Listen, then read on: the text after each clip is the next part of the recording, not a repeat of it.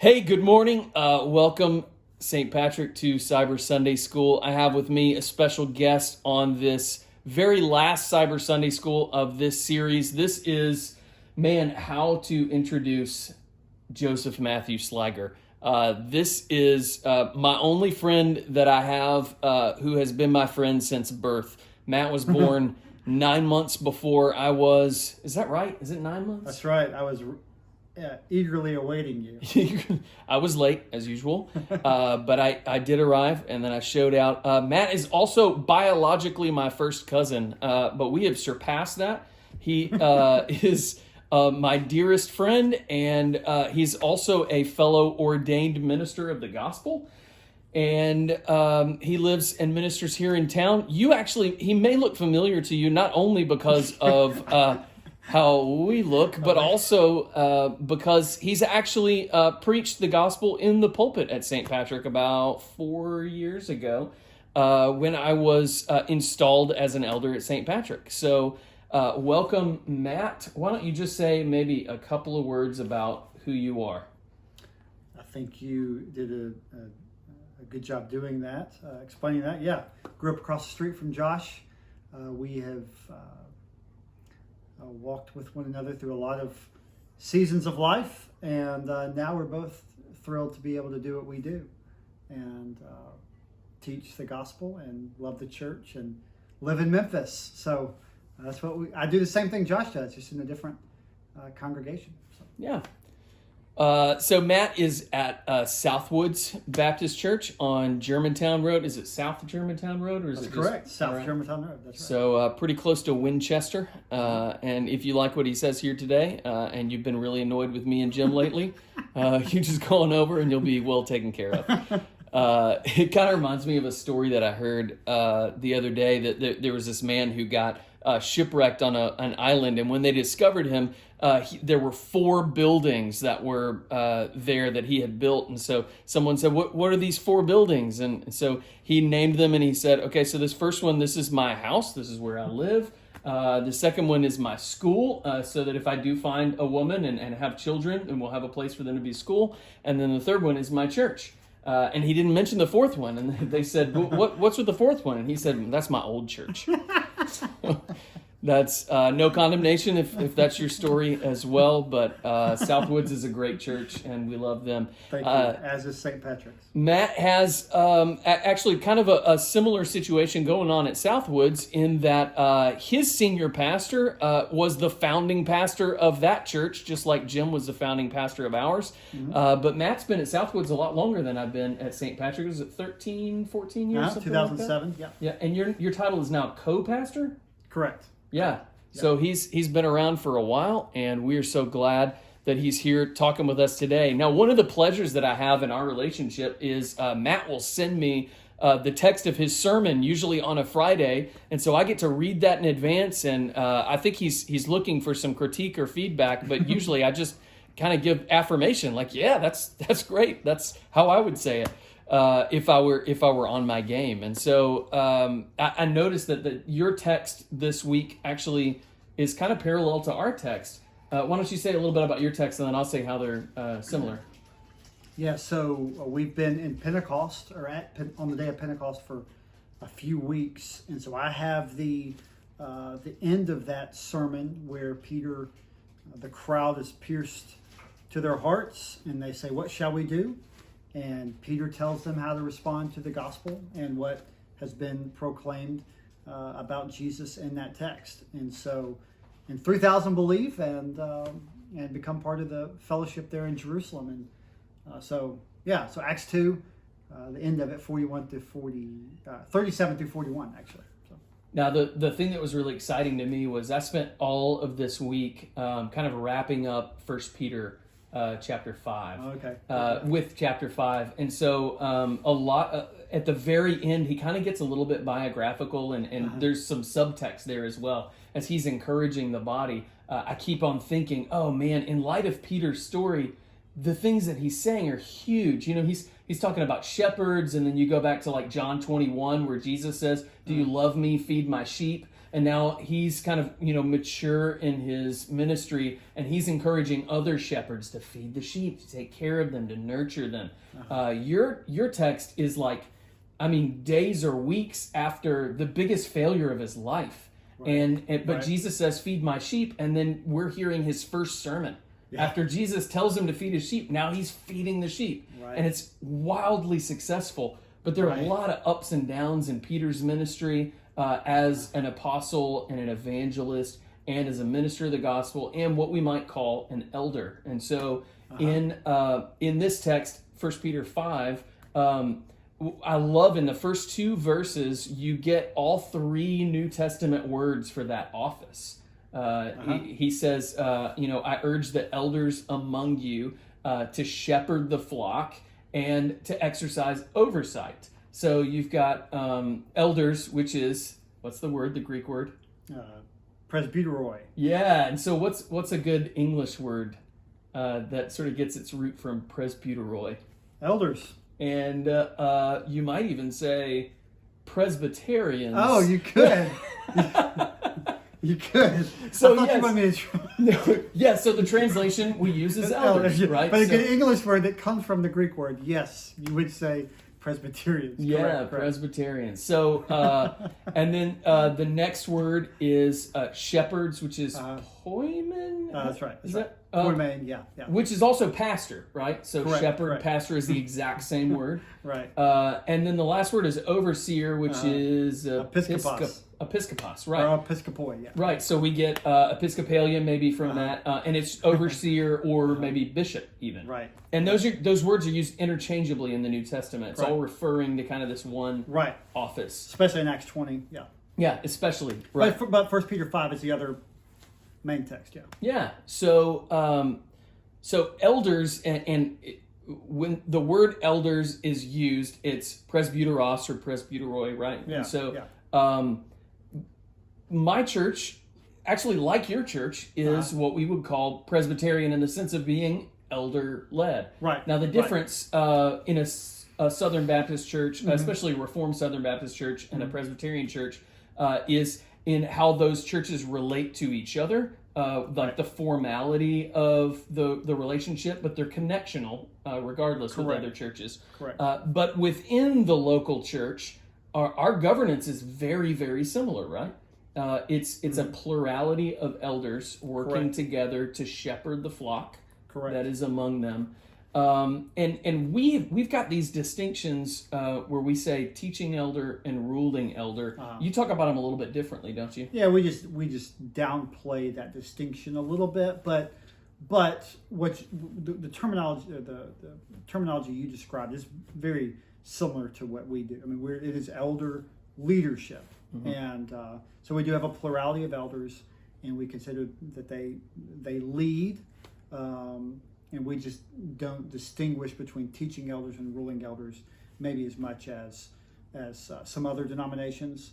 But I think you also nailed one distinguishing is just Mark in the sense of how we relate to other congregations. So we would just place a little more emphasis on autonomy, but we are connectional, and we met with a bunch of local Baptist churches yesterday, so pastors at least, and so it's not as if we're an island unto ourselves. But there's a lot of similarities, as you said. Yeah. So now you do have elders who are on staff and who do the primary teaching or preaching.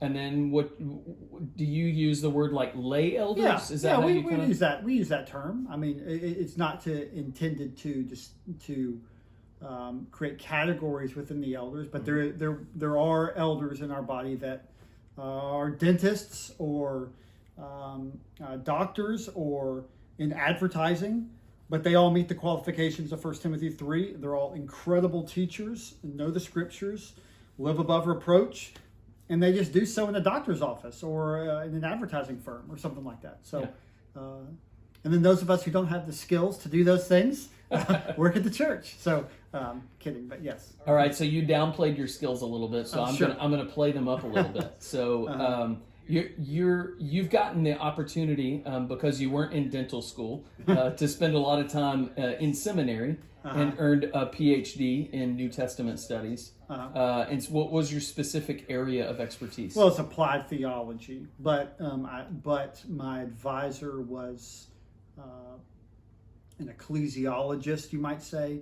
And define that for a couple of us who are not Greek professors at a seminary like you are. Yeah, so he's written the most on the study of the church, ecclesiology, coming from ology, from the study of ecclesia, meaning church. So he's written the most on that. And then I wrote my dissertation on the mission of the church, which meant that it's applied theology, but I focused in study of the church.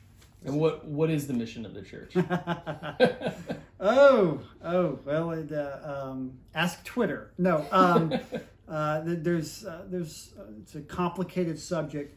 What I said the mission, the area that I focused on within the mission of the church was how local church unity and local church holiness facilitated the mission of the church. So I'll stick there. The other conversation is more complicated.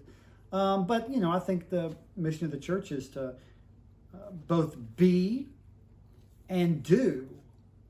And I say be in the sense of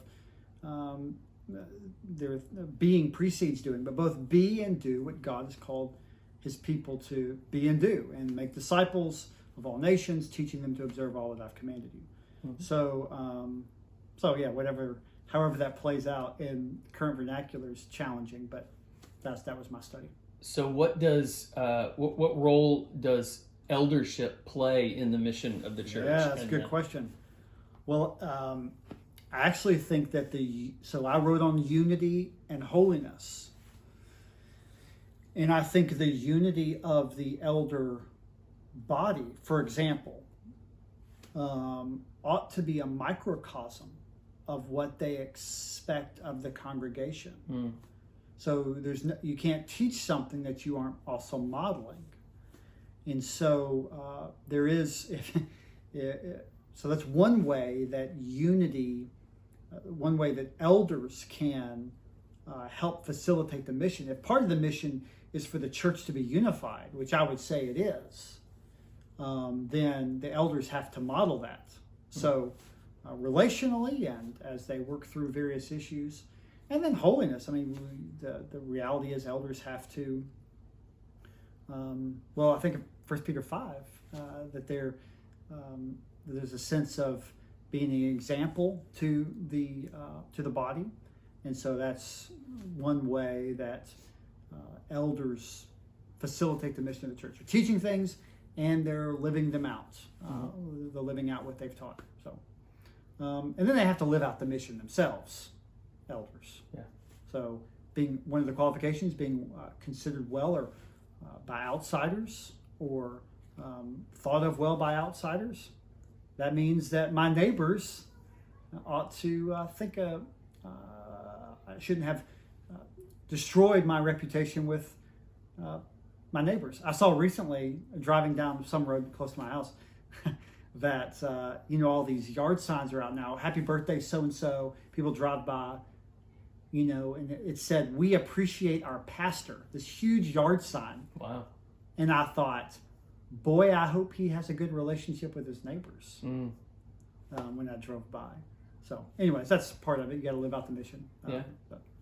Who's the youngest elder on your session or board? I'm not sure. What term do you guys use for body. The collective? We use body. So in your elder body, who's the youngest? Who's the youngest elder? That'd be me. Yeah. That'd be me. So not by much, but by a couple of years. So I am. I'm the youngest elder on our session. I'm not our youngest elder at large. That distinction would go to Will Weir. But I am the youngest elder who's actively serving on our session right now. Mm-hmm. And so I think a lot, especially about what Peter says to Timothy. But the word elder, the connotation, even the denotation is older, Right. And so right. I think especially in this Peter passage where he talks about not so much the qualifications, the head and the hands of an elder like Paul does, but he talks about the heart of an elder a lot, the shepherding heart, and that it's really defined by humility.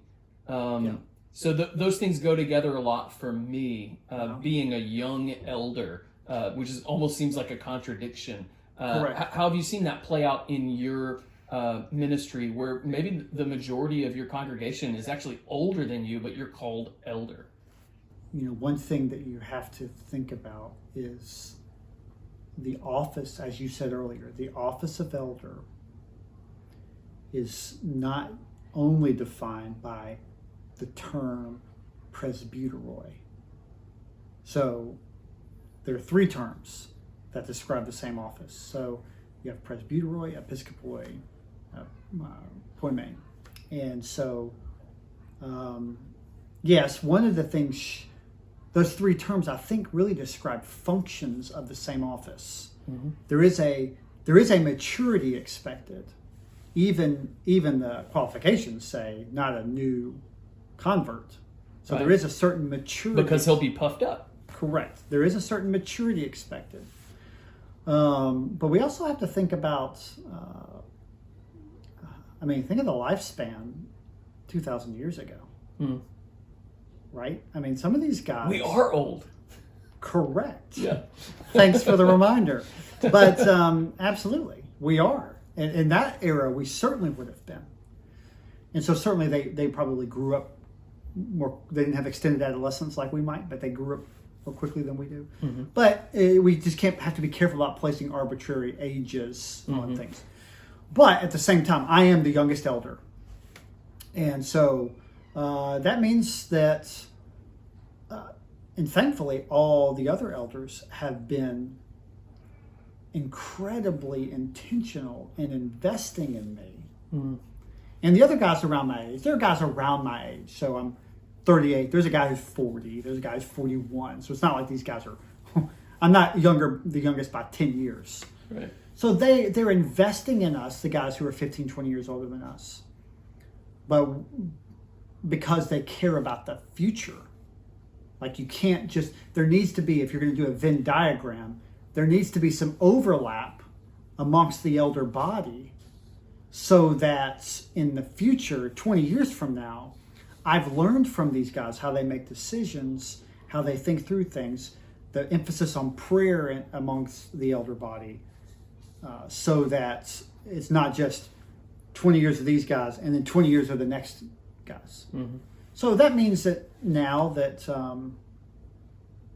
that there are times when as the youngest elder, that I'm listening and not pushing my opinions too strongly. But then there are also times where I'm thinking, I'll be here in 30 years, just to be real blunt. Mm-hmm. I plan to be here in 30 years. And that's a perspective that I have that maybe you don't, if that makes sense. Right. If I'm talking to somebody 30 years older than me, Mm-hmm. I'll be a leader in this church in 30 years, and maybe you won't. Mm-hmm. So there's both. I need to listen to some things because they have the wisdom of experience. And then there's also I'm thinking 30, 40 years down the road, and I want to be here, so I have that perspective. So you contribute both. And I also have the ear of the other 38-year-olds. Mm-hmm. And I know, for example, one of the great things about being on the elder body is that I know what it's like to have small kids. Right. And maybe they've forgotten someone who's 20 years older than me. Mm-hmm. Okay. And then we have other elders who have teenagers. I don't have that experience yet. The guy in his late 60s, it's been 20 years since he's had that experience. So we work together, and I think it helps because I can speak on behalf of all the 38-year-olds who have 3 kids under 8. And then the person with the teenagers can speak on behalf of the parents who have teenagers. The empty nesters can speak on behalf of them, and we can come to consensus together, Mm-hmm. if that makes any sense. It makes a lot of sense. Yeah. All right. What is the I'm going to totally switch gears here. Good. What is the best recommendation I have ever given you? The best recommendation. There's a lot. About 11 years ago in 2009, I'll make it a story because I know you like that. In 2009, I was flying overseas and I asked Josh, I'm going to be on a couple 10-hour flights. What novel should I read? And you said Les Miserables. And I don't know if this is the best recommendation, but it's the one that came to my mind first because I'm looking at books. And it took me 5 years to pick it up and read it after I finished all that school. And that was quite a good recommendation. But there were other recommendations. I mean, obviously, I think the Lord used you in my conversion. And so there were things that you lived and did in front of me that were different than the way I was living. So those are pretty significant recommendations. I don't know if you were like, hey, 15-year-old Matt, do this, but those are significant recommendations. I wrote in the acknowledgement of my dissertation, so this may be a good one. We were standing outside Uncle Michael and Aunt Tammy's house. You may not remember this. And you asked me as a young believer, what have you learned recently? And I was in a context in which, Christianity was sort of anti-intellectual. It was all just feeling and emotion. And you said, what have you learned recently? And since then, and that was a sort of like, learn? What do you mean? I'm supposed to feel. And that was a significant question because I wanted to learn. And that question alone, as 15, 16, 17-year-old, whatever we were, had a significant impact on the way I approached Christianity. That it wasn't a non-thinking, not a non-feeling either, but also not a non-thinking belief in religion. Mm-hmm. So that's a pretty significant recommendation, like think. So yeah, that was good. That was good for me. Amongst other things, music, books, films, I could go on, and I shan't. Well, I'm embarrassed because you outdid me in showing honor, so I'll try and one-up you here. Oh, no. In that I would be hard-pressed to think of an area of my life where I didn't feel spurred on toward loving good deeds because of you, so I greatly appreciate that. And I'm especially glad that you said Les Miserables because as Jim actually mentioned a couple of weeks ago, he told the story of the Bishop of Digne, Bienvenu, and how as an elderly man of God, he was so humble as to say, what I have, I will lay down to serve this young, foolish, sinful man. And that is one of the great pictures in literature of what an elder is. Not someone who lords over, right, but who lays down his life and serves. And so thanks for bringing that up. Perfect. It is Friday night, and our wives and kids are outside at the fire pit doing s'mores. And so we would be neglectful if we kept any longer. But thank you so much for the time and glad to do it. Investing. Appreciate it. Love you. You too, my friend.